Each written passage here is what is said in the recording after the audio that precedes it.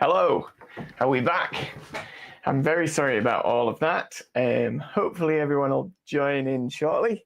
For some reason, it was impossible for me to change the focusing while still streaming. Goodness knows. Right, totally lost my flow. Hopefully some of you have managed to rejoin. Let's see where we were.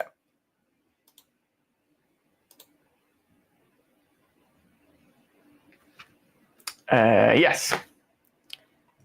Okay, don't know, I'm going to sort this out later, but we'll see.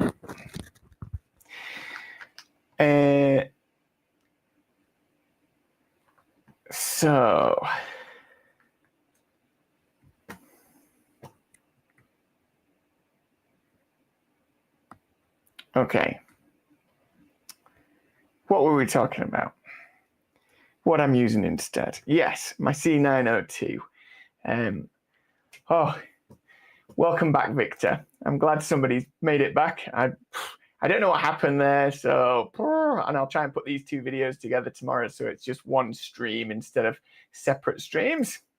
Anyway, I look like I'm in better focus now, so hopefully that's better. Also, I did notice I've got one of my lights off. If I've got my remote, I'll pop that back on while I'm thinking about it. There we go. All the way from Canada, that's good going there. That's amazing that you watch the channel all the way over in Canada.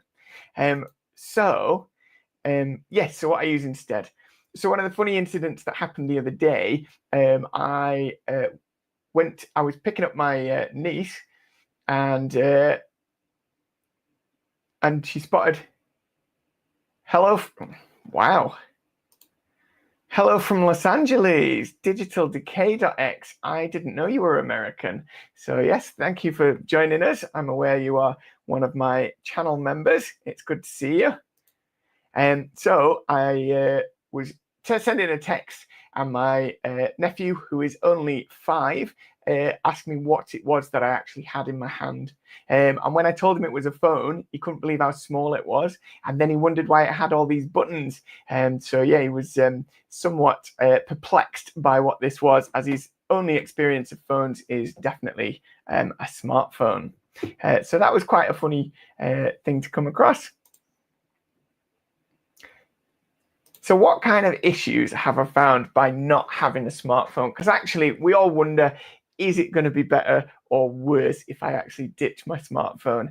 And you'd be right in thinking there are quite a lot of issues these days. So simple things like just being able to make a Google when you're out and about. You see something, you wonder what it is, or you wonder how to do something.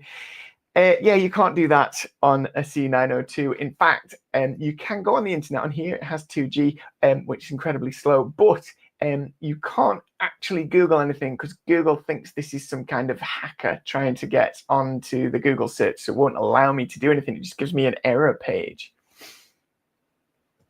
So not being able to Google anytime is something that I do miss a bit, but then I lived through the 80s and 90s when that was impossible anyway, so, I live with it. I do miss Google Maps. As good as having a sat-nav is, it's not very good for plotting multiple routes and working out where things are in relation to each other, because it's difficult to see it on an actual map and work out kind of whereabouts in Leeds you head in, for example, or whereabouts in Wakefield you go in. Until you kind of get there. Whereas on Google Maps, of course, you can just pinch and zoom and look at where it's going. You can sometimes see that there is a better way than Google has suggested if you've got some local knowledge. So having a sat-nav isn't as good as having Google Maps. I also haven't got traffic updates on this. It does do traffic updates, but I've not enabled it. I should probably look at doing that. So sometimes I end up stuck in traffic unnecessarily.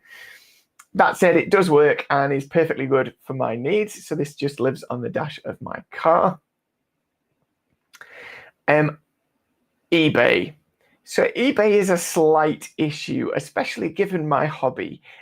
So the problem with eBay is that you often get sniped. So what I tend to do is go on and make a bid, and then if possible, I will be on my computer when it is nearly the end, like within the last 10 minutes, to try and make sure that if I'm buying something, that it becomes mine as opposed to somebody else's. However, without a smartphone, I cannot do that when I'm out and about. And so I have missed out on quite a few devices that would otherwise have been nice to show on the channel. That said, I have a lot of devices to show on the channel. It is unlikely I will get through them all in the next 5 years, so I don't necessarily need to buy any new ones, but it would be nice. Some of them will be really good for comparisons and make nice videos. So eBay is a bit of an issue, and obviously that is where most of the content for this channel comes from. I've got to buy it from somewhere. So all the Sony Mavicas, which are hiding down here, for my next video that's coming up, I have 3 of them, and obviously they all came off eBay because Sony don't sell them anymore, weirdly. So that's probably the biggest one, if I'm honest. That's probably my single biggest issue of getting rid of my smartphone. Occasionally, I miss Facebook. Now, I haven't installed Facebook off here completely, so it's not on here. And what I realized when it was my birthday and Facebook sent me some emails saying that people had said it was my birthday, blah, blah, blah, is that I just don't go on Facebook anymore. Because it's not on my phone, and because my phone's not in my pocket, I just never use Facebook, which I don't think is necessarily a loss.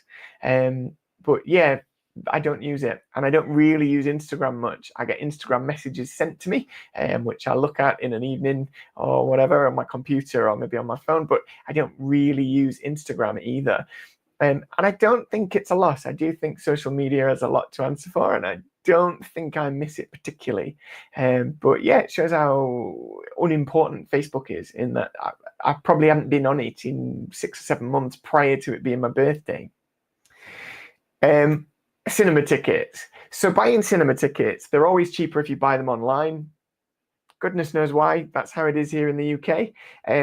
So if I buy it online, I actually have to print out my ticket, because normally they just send it as an email, as a QR code. So I print it. So I'll go with a piece of paper. And the last time I did this, bless her, the girl that was scanning the tickets, she just said to me, because obviously she assumed I had a smartphone, and she just said to me, you know, you don't have to print these out. You can just show me the email on your phone, which I didn't embarrass her by showing her this, but it did make me laugh.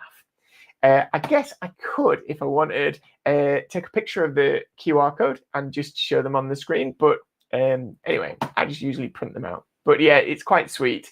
People just expect that you have a smartphone. When I flew, so I went abroad on a stag do, and when we flew, I took a photo of the QR, and it would let me scan this to go through passport control. But when it came to boarding the plane, they wouldn't accept a picture of the boarding pass on here. I had to have it on a smartphone so they could see the whole thing at the same time. And funnily, so I was traveling with other people, and another person had the boarding pass on their smartphone, so it was fine. They could just show them my boarding pass. But when I went to the gate and showed them the boarding pass on here, she looked at it, read the seat number, and then automatically tried to do a pinch and zoom. Because that's just what we do. That's how the world is. We pinch and zoom. Obviously, that does not work on here. It's not even touchscreen. Hello, Dos Goss. You're watching us on a smartphone. Yes, well, you know, this is it. We all use them, and that's absolutely fine. Yes, there's certain irony, I guess, there. Good to see you. I enjoyed your comments on the M book. Yes, it is very cute. Yes, it would have been good as a Windows Mobile kind of clamshell sized device. But yeah, it's nice to have a full OS rather than the cut down version of Windows Mobile. So yeah, so things like this are very common. I have to simply print things out instead of taking emails and showing people my smartphone. I do find on occasion the screen is too dim to scan as well. So I've had problems with that when I have had a picture of a QR code. Loyalty apps. So a lot of apps I've been trying to use. Wait 1 second. I have been trying to use MeshCore to drop cellular if I'm close to home. Really? Okay, I mean that's way more than I need to do. I'm just trying to ditch my smartphone, and but yeah, Metacard is one of those where it uses essentially like shared radio frequencies, isn't it? It's like having a massive Wi-Fi network across dozens of areas, so that you don't need an actual cellular network. Instead, you can kind of bunny hop signals across a shared network. It's a very clever system. Um, so yeah, loyalty cards. So like McDonald's, they want you ordering on an app, and if you order on the app, you get points and you get free stuff. Well, you know, that's not for me, is it? So I just can't do that. That's not possible. And Shell Fuel in this country, if you fill up at a Shell petrol station, there's an app and you get cash back and you get rewards like free coffees and stuff like that. So those kind of loyalty schemes are just not possible. So in a way I miss out, but honestly, for the few quid I would save, it's not really like, I prefer not having a smartphone. So I'm quite happy with that. For other things where it's just a QR code to scan, I did literally just screenshot the QR for the Co-op, which is a small supermarket chain, and put it on here as a picture, and I just scan that at the till, and that works fine. So I can still use loyalty cards in that way, and I've done the same for Tesco's and a couple of other places. So I just have a bunch of pictures of the QR or the barcode, and I just scan them as we go. So that works fine. But yeah, you do miss out a lot on these kind of loyalty apps where you get points, and points often mean prizes. So the other thing, so in the UK, the train network is somewhat discrepant. So the UK train network isn't one train network, it is a bunch of separate networks. And because of the way it's broken up and because of the way it runs, if you turn up at a train station and buy a train ticket, it will be more expensive than if you buy it online. And what's weirder still is if you buy a train ticket online through the train retailer, the company, say LNER, and it can be more expensive than if you buy it through a third-party retailer via your app. And so there's an app called Trainline, and that will get you cheaper train tickets. Sometimes it does it by splitting the ticket. Sometimes it's literally just cheaper to get the same ticket through a third party, which is absolutely demented in my mind. I just don't quite understand that. And nor do I understand why it would be cheaper to stand in the train station and order it on an app than it is to order it from the booth. But that is how it works. So this does mean that I have to plan ahead, because to buy a train ticket, I then need to print it out in order to have it for when I get to the train station, because I can't, otherwise I lose money, and significant amounts as well. You can save, 20% on a ticket by purchasing it online, even at the same time as you would order it at the kiosk. Absolutely mental. The 2G signal is mostly 3G is very poor. Yes, Mark. So this is a real issue. So in most countries, the 3G signal is either shut down or is in the process of being shut down. So here, I think there's only O2 with a 3G network still up. All the others have shut down, and they're shutting down this year. So the 3G will be gone. 2G is still going to be around in the UK till at least 2030 in some form, but not necessarily on all networks. And so using an older dumb phone will become more difficult as we get closer to 2030. In America, they've already shut down the 2 and 3G networks to make more bandwidth for 4 and 5.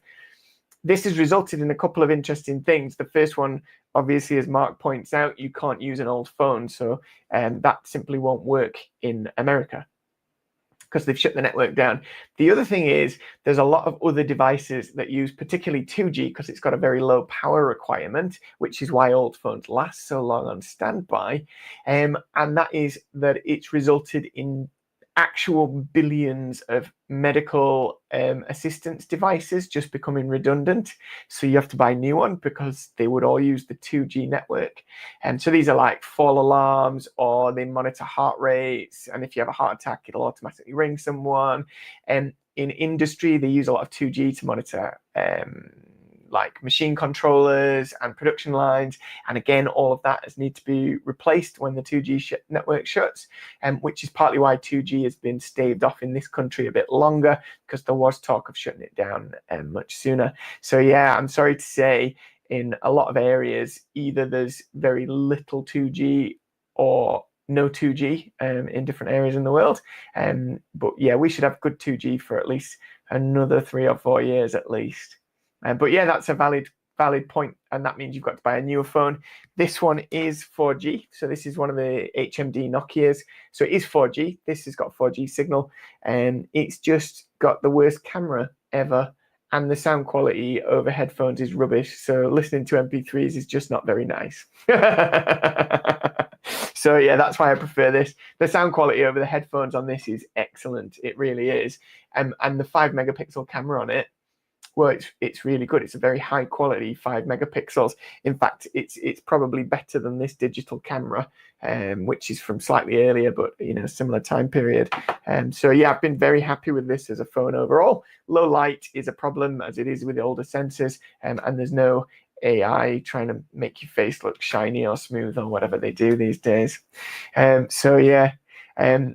But yeah, so train tickets, you have to be a bit more, you've got to be ready, you've got to buy them in advance. And that's true for a lot of things. You just have to be a bit more prepared. So I need to buy my cinema tickets before I go. I need to buy my train tickets before I go. And then obviously print them out, as I say, because I can't get my emails on this or anything like that. The only other thing that can be slightly cumbersome is sometimes bars want you to order on your phone. So bars and pubs and restaurants, sometimes they want you to order on your phone rather than going up to the bar to order. And that means scanning a QR, usually downloading an app and then doing that. So this only happens infrequently now, although during COVID it would have been a big problem. But thankfully, most of the time, Superwife is with me, and so she will simply download the app on her phone and do it for me. Bit of cheating, really, but it is a bit of a swizz that you have to order on an app. I mean, I don't really see why that makes any sense in the first place. So those are all the kind of negatives to not having a smartphone. And many of them, as you probably gathered, aren't major hurdles at all. In fact, they're quite straightforward. I'm fortunate because I don't have to be connected to WhatsApp all the time. For a lot of people, you need WhatsApp for work because there'll be a work WhatsApp and they expect you to respond during work hours and yada, yada, yada. So you have to have a smartphone, or they expect you to have emails 24/7. And you've got to answer your emails on the go, but that's not the situation for me with work. So I can easily ditch my emails, ditch my WhatsApp, and just deal with it when I get home on the computer, spend 5 minutes, realize most of it's a waste of time, and then move on with my life. So what's been good? So it's 12 months since I ditched my smartphone. And let me tell you, the first thing that was really difficult was that I would pick this up about 20 times a day, probably more, to check if I had a message, because that's what I used to do with my smartphone. And smartphone addiction's a real thing. And so it took about 4 months for me to break the habit, to get to the point where I can put that down, and if it doesn't buzz, I do not pick it up. So it took about 4 months to break that singular habit because we're so used to checking phones constantly. And obviously, because I only get text messages and there's only about 10 people who text me, there aren't messages every 30 seconds because there's no WhatsApp. There's no apps telling me I need to do whatever. It's just not a thing. So I found once I broke that habit, I've got a lot more mental energy because I can put my phone down. I can just ignore it. I'm not thinking about WhatsApps. I'm not thinking about any of the games I maybe used to play, sending notifications or, monitoring heart rate or whatever they might be doing. So I'm just not thinking about those. And so because I'm not thinking about those and I'm not looking at things constantly, deciding whether I read them, bin them, forward them, comment on them, whatever it might be, because I've lost that, I've gained a lot more mental energy. So I feel a lot kind of lighter and freer. And I know that sounds strange because we don't think of it as draining, but every single time you make a decision, those neurons are firing, we're creating chemicals in the brain. This is our concentration being eked away by, usually tech giants or friends, just sending us hilarious memes. But this is our concentration ebbing away. And so I've found I've got much better kind of mental energy, mental agility since ditching the smartphone properly, once I'd finally got used to not checking my phone every 5 minutes. That also means that when things go wrong or I meet problems in day-to-day life, which we all do, you know, whether it's a flat tire or a flat battery or something's not in the right place, it's much less of an issue because I'm not already stressed by having been bombarded with a bunch of messages and things like that. So I find day-to-day life much easier simply because I've got rid of a smartphone. I just check this message. Possible solution for drop 2G, 3G, maybe. Yes. So that is genuinely a thing that you can do. So in places where they've dropped 2 and 3G, it is possible to use essentially, an ESP32 with 4G cellular to convert your 2G signals into 4G and then access the networks via that. So a similar workaround has been used a lot for getting older hardware connect to Wi-Fi. So this can connect to Wi-Fi using a Wi-Fi card, a 16-bit card, but it doesn't support WPA protocols. You've only got WEP protocols, which means it's unsecured, or essentially these days unsecured. And that means you can't connect to any Wi-Fi networks outside of your home where you might choose to remove the security if you're bold enough. The workaround for that is to connect the Wi-Fi from this to the Wi-Fi on an ESP32, which can then use WPA to secure your connection onto the host Wi-Fi network. And that's a workaround that a lot of people have used for older devices. And yeah, it does work well. And I imagine you can do exactly the same thing for 2 and 3G to connect it up to 4G. The problem is, although ESP32 can be very small because it comes like the Pi Nano is only dinky, obviously there's a power drain. You run in another transmitter, you've got to connect it up, and then where do you put it? You're gonna just glue it to the back of your phone. It's, you know, there's a few issues, but yes, absolutely, that is a workable solution. Yeah, you could absolutely do that.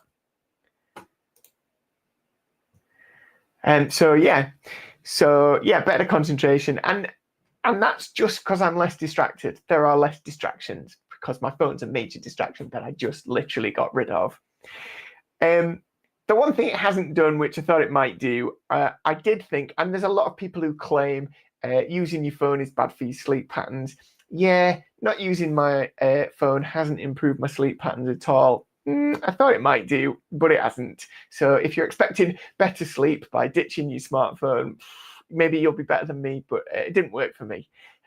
So yeah, that was one of the things I was kind of hoping for, but didn't come through.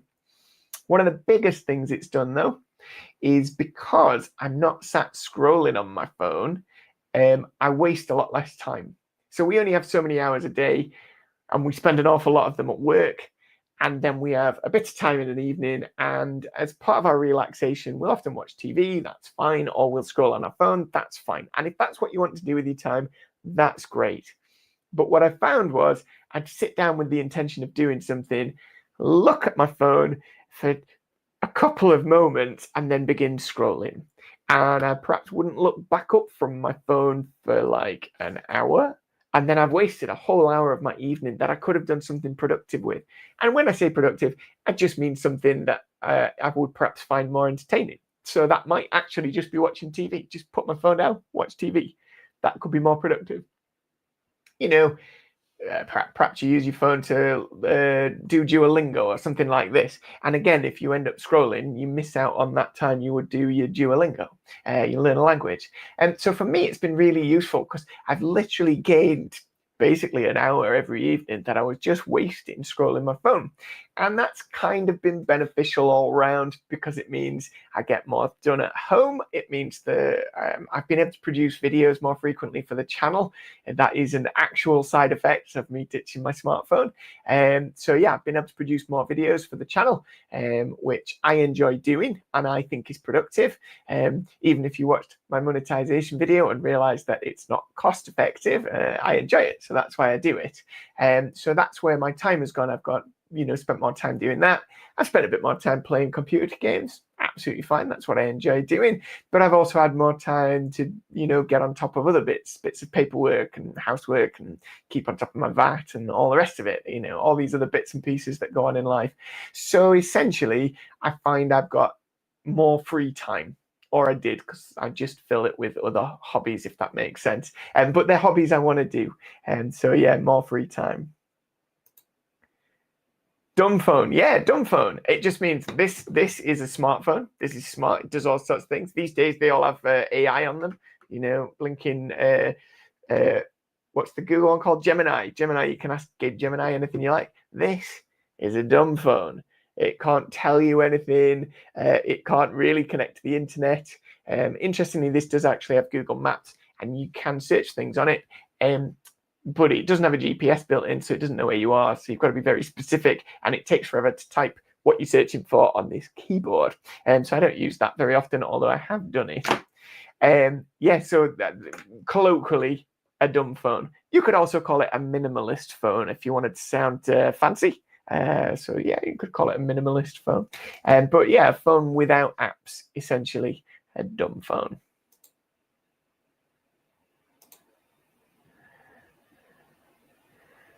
Dumb or dumb? Oh, dumb. No, dumb. D-U-M-B, dumb, as in doesn't speak. Opposite of smart. Yeah. So dumb phone.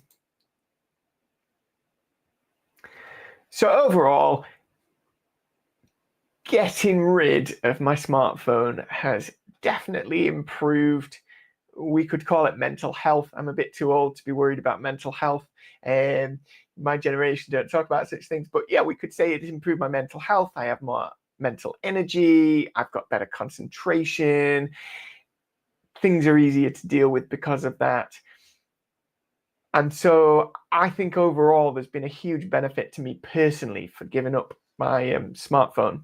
That isn't to say that that's for everyone, and not everyone will have the same response to giving up a smartphone, and not everyone will find getting away with using a dumb phone as easy. So this isn't advice for everyone. This is my experience. That's the take home from this. This is my experience of using this. So the $1 million question that I'm sure you're all wondering is, will I go back to a smartphone? So certainly at this moment in time, the answer is a categoric no, for the reasons we've already outlined. And although there are inconveniences, they're not that inconvenient. And since I already carried a PDA with me everywhere I went, whether it's this one or this one or this one or any of the number behind me or the ones in front of me or in this box at the bottom. But the point is, I already carried 2 devices and I wasn't relying on my smartphone for any organizational tasks, only messaging, playing Pokemon Go, which I do genuinely miss, and Facebook. I'm wasting my time scrolling through videos on Instagram and Facebook. I never downloaded TikTok. I managed to resist that trend, I think. Otherwise, I may not have been able to give up my smartphone, to be honest. They have a really good algorithm. My wife will tell you about that. So at this moment in time, my answer is categorically no. I will not be going back to a smartphone. But that's not to say I'll never go back to a smartphone. I did originally, when I first had this and was looking for a better phone, I did try and get my hands on the Nokia 2720, which is like, it's not quite a smartphone, it's not a dumb phone, it's a flip phone, but you can get WhatsApp on it. The disadvantage of having WhatsApp on that type of phone is that you can only then use it on the phone. You can't have it on multiple devices, whereas by having WhatsApp left on my smartphone that stays at home, I can use it on my computer. Which is where I do a lot of my messaging, because it's nice having a real keyboard. So I did try and get one of those, but they're no longer. So at the time, it was a little bit older. Anyway, I bought one, but it wasn't a true 4G phone for some reason. I think what happened was it was a parallel sale, and it was one of the Indian ones which doesn't include WhatsApp and doesn't include 4G network. So anyway, it was no good to me, so I got rid of it.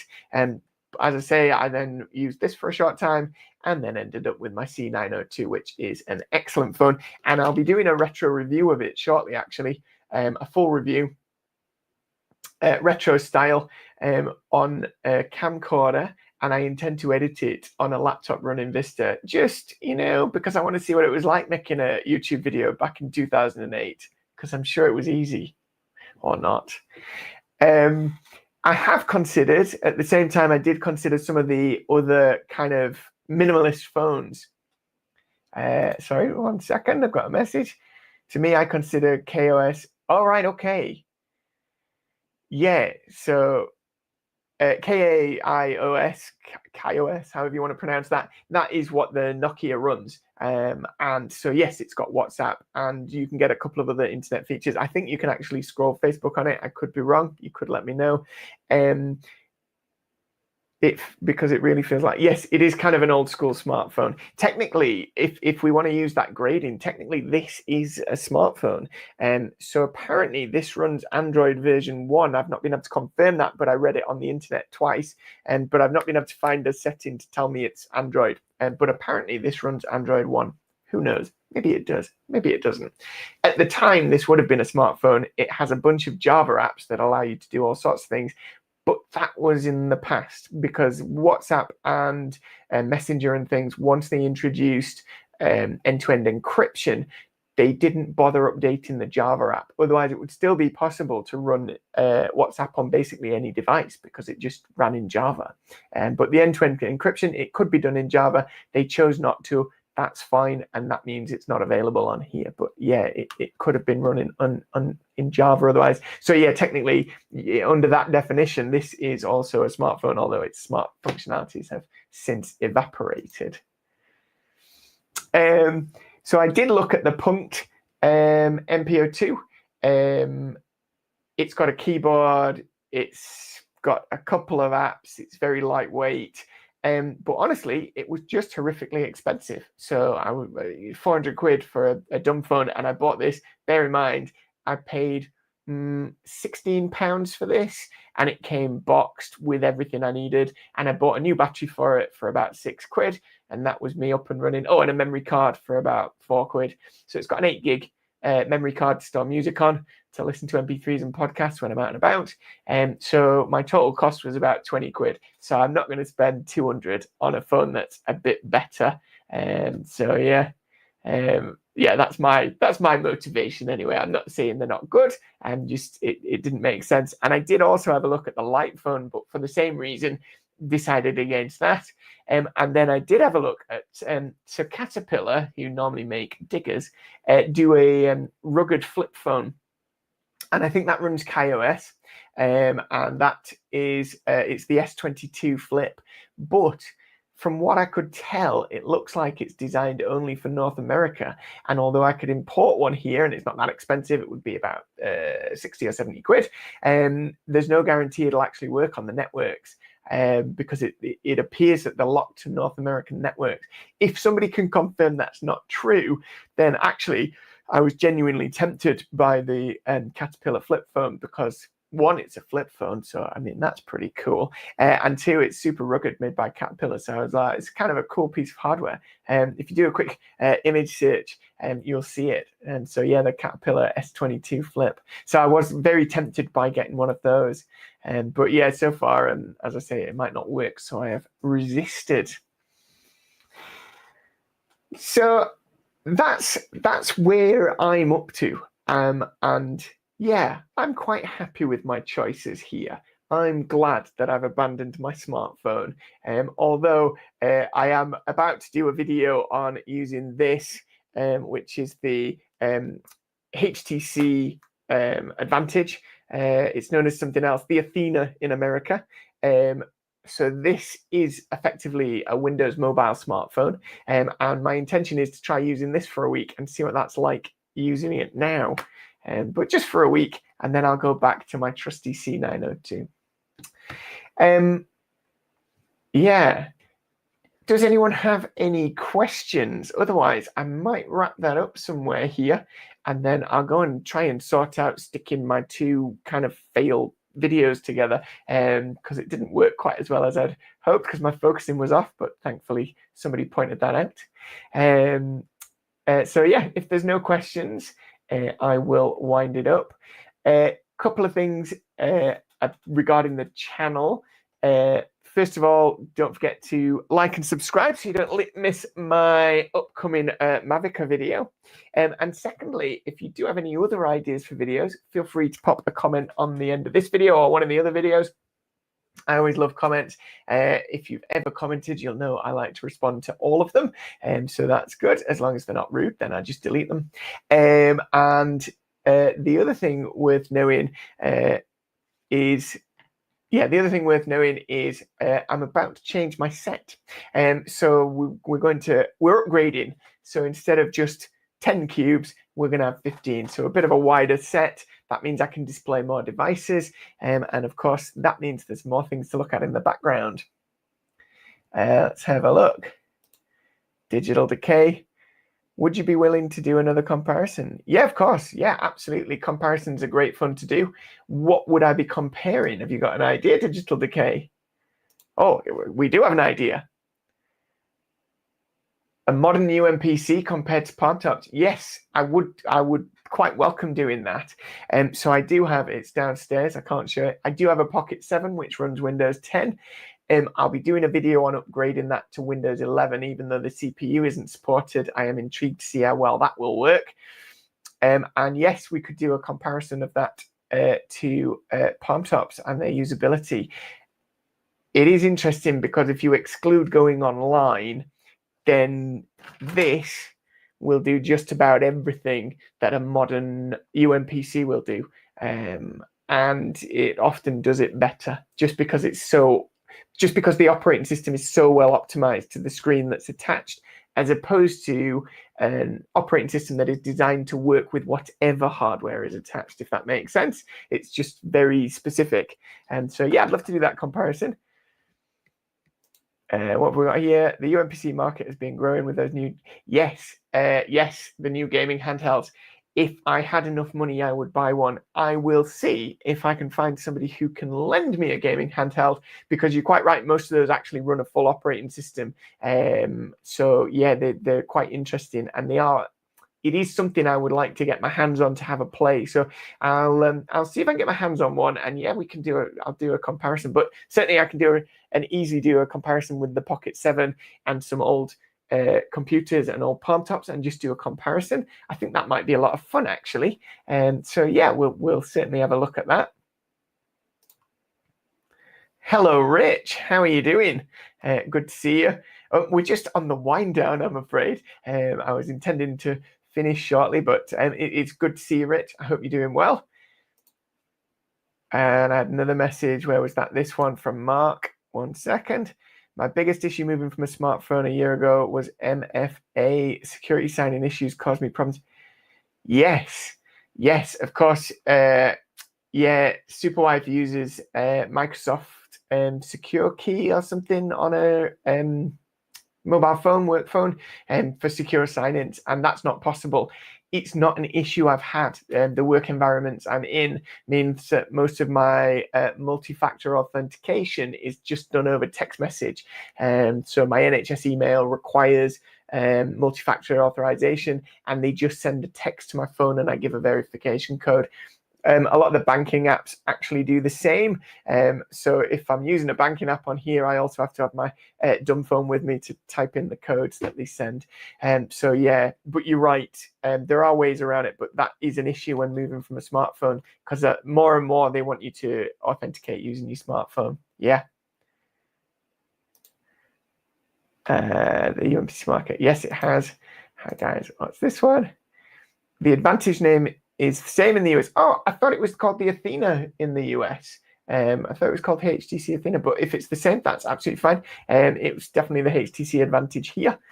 So yeah, there are two models. This is the first of the two. I've been trying to get hold of the second, although my suspicion is that the second version is not as good. And there's a few reasons for that, which if I get my hands on one, I'll find out if they're true before I reveal those reasons. HTC used codename ESC names in their devices at the same time. like the weird Virgin Lobster phone, also known as the HTC Money. The HTC Money, what is that? 1 second, I'm just going to Google that. Oh yes, I see why you called it a lobster phone. Yes, okay, yeah, I get that. Yeah, worth a Google, that one. Doing good, thanks. Good.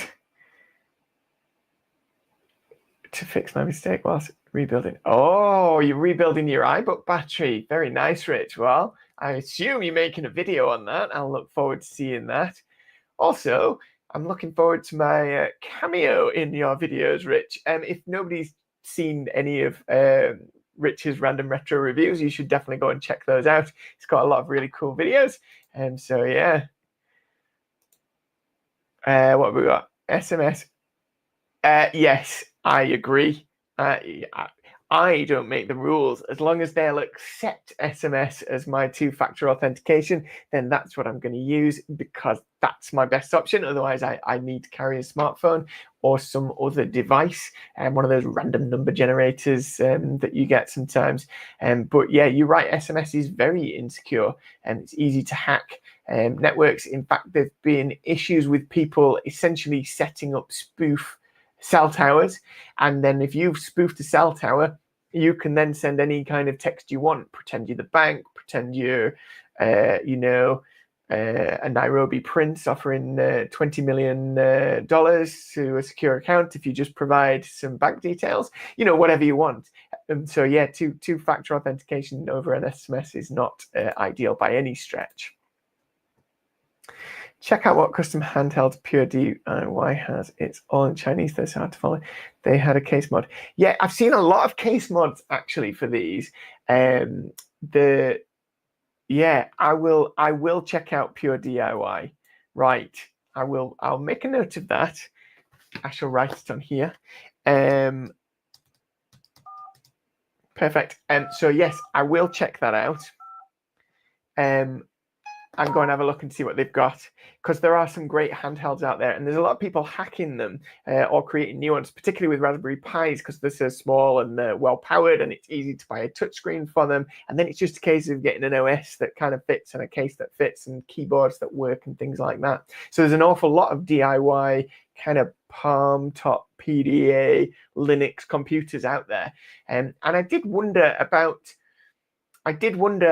doing a review of some of the ones that are out there, just like a showcase of some of the ones that I've seen online. If that's something that interests you, pop a comment below, because that's something I would happily make. That is something I am interested in myself, and often it pops up in my Google feed because Google knows that I'm interested. So it's forever popping up in my news feed if somebody's made a DIY palm top.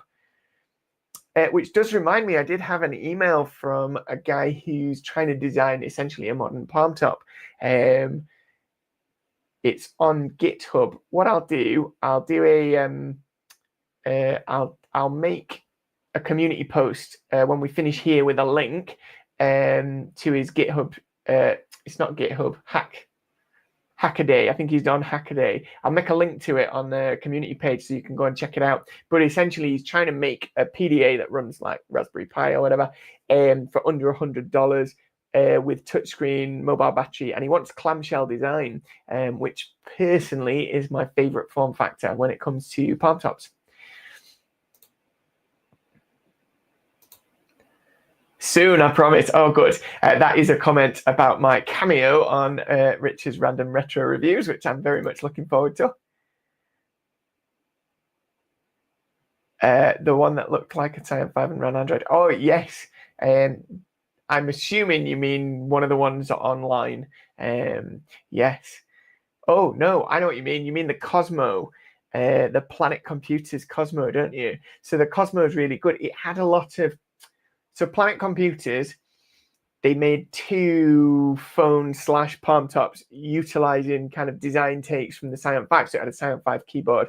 And speaking to people on the forums and looking at reviews and things, they were amazing apart from the way they were put together. And it meant that some of the software was a bit buggy and didn't work properly. And it meant some parts were wearing out prematurely. But yeah, they are cool. And one day I might get my hands on one. Oh gosh, I wish spoof tower is needed.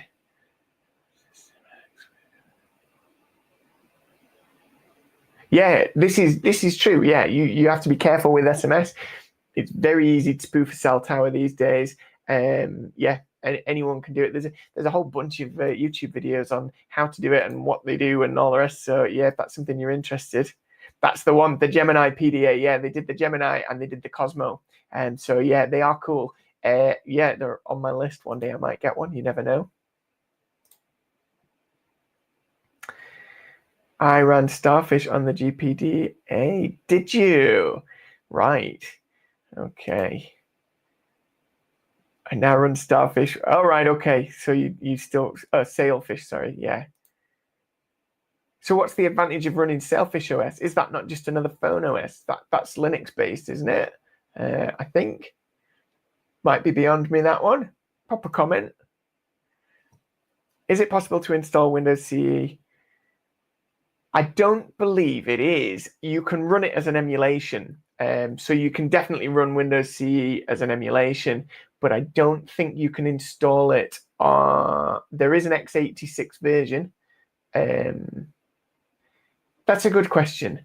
I'm not 100% sure, if to be fair, because there is an x86 version of Windows CE, because they use them for terminals and point of sale tills and things like that. So yes, that's a good question. I will look into that because that might be an interesting experiment to run. You can definitely run an emulation of it. 100% that's possible. It's real Linux. Yeah, it's Sailfish. I thought it was. Yeah, so it's full Linux. So the big advantage with that is, of course, then you can run like LibreOffice, can't you? And so you've got essentially access to everything and Firefox and all the rest. So yeah, having a full OS in your hand is really good. PMOS Alpine. Oh, okay, that's worth looking at. Hey, Cbit, how are you doing? Yeah, another channel you should also check out. Some excellent stuff on there. Google is moving from SMS to QR codes. Yeah. Yes, it will be useless without a smartphone. The good news is, whenever I want to log into Google, it's because I'm sat at my computer. So that's going to be absolutely fine because I'll be able to just grab my smartphone because I'll be at home. But you're right. And it makes sense for two-factor authentication to move because, as we've already discussed, SMS is not secure. So we just need to be aware of that. As I say, I'm fortunate at the moment that is sufficient for my workplace. It might not be in the future, and then I'll need to look at alternatives. There we go. Rich has answered the question. There is a way of running an image of Windows CE using a bootloader and an image file. So there's obviously ways of doing it. It's not really installing it. No, most of there was a period when there was a bunch of netbooks that were like 7-inch netbooks, and instead of running Android or Windows, they would run Windows CE, and they'd just be for a little bit of light internet browsing and things. There was a bunch that ran Linux, and there was a bunch that ran CE. And the ones that ran CE, when you first booted them, would boot the operating system into RAM, and then you could stand by. But if you actually turned it off, you had to reboot the operating system afterwards. And obviously, any files and things would be saved to flash. But because the operating system was booted into RAM, when you turned it off, or if your battery went flat, then it would essentially forget what it was doing, and you'd need to reboot the operating system. Not that it takes long because it's very small, it's Windows CE, and you're talking less than 100 meg, so it just loads fairly quick. Although having said that, Windows 95 is only 37 meg, so where's the advantage? Interesting. Linux on a phone was terrible. Yes, so there's been a few attempts at Linux phones, and quite a few people saying that the experience is not good, which seems odd because obviously phones have plenty of processing power, good screens. Yeah, you'd think you'd be able to do a good run at. Yeah, the Pine phone. Yeah, you could get a Pine phone case actually with a nice keyboard. Yeah, that did look really cool as a replacement PDA. But again, yes, people were not overly happy at the way Linux ran.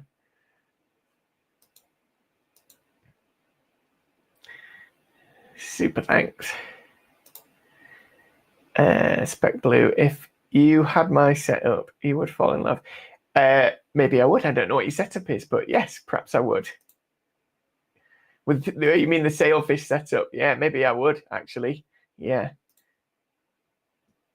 I need to try it. Yes, I think that's fine. Lovely. Thank you for so many questions. I've very much enjoyed that. Yep, time for a couple more. What have we got? So I might have missed it. Has there been a time in the last year when you've needed a smartphone? So yes and no. So there has been a couple of times when I really could have done with a smartphone, didn't have one. I've managed to get other people with smartphones essentially to bail me out, is the answer on that. So I was explaining that the last time I flew, I'd not printed my boarding pass because somebody else had arranged all the flights and things. And in hindsight, that was my mistake. And while a photo of the boarding pass and the QR was fine, I put it on here, it scanned, I went through security, no problem. They wouldn't accept my boarding pass on here when I got to the plane. They said they had to see the full thing all at once, blah, blah, blah. And obviously you can't do that. The screen's one, it's too small, and two, there's not enough pixels. So yes, I did need to get somebody else to show my boarding pass on their smartphone. So yeah, there are times when I've needed one. There's a couple of times when I've missed out on things. I tried to park and didn't have enough change in the car. And if I didn't have enough change, there wasn't a phone number to ring and they didn't have a contactless option. I had to download an app. So I had to move my car elsewhere and park in a different place. It's not the end of the world. It was a little inconvenient. But yeah, there's been a couple of times when not having a smartphone has been a disadvantage like that. But, you know, I'm still happy with my choice.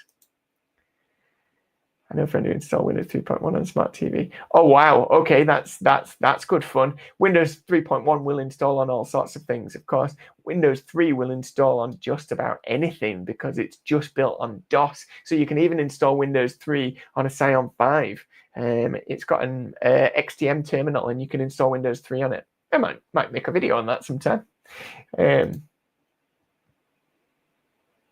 Yes, I imagine hospital parking would be a nightmare.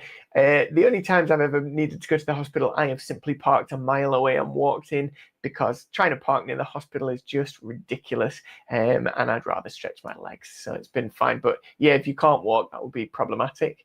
But yeah, that would be an issue. Right, I think I'm going to wind it up there. Thank you all so much. I've loved these questions. This has been really interesting. You've flooded me with a whole bunch of ideas for things I ought to do.